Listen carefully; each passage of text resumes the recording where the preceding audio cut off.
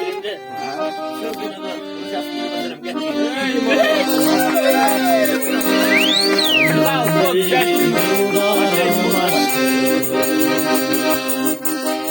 Ağaç açtı buğa kar bastı. Türkü dağı mezgil mezgildi. Rızkım gittikçe ağaçtı. Türkü dağı mezgil mezgildi.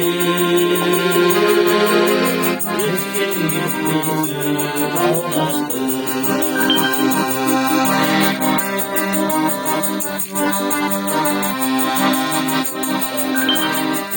Çarkında bulut tünür.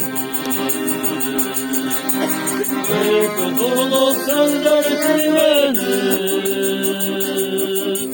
İlk oğlum benden şaşırdı. Ey gidimde İlk oğlum benden şaşırdı. Ey gidimde hoş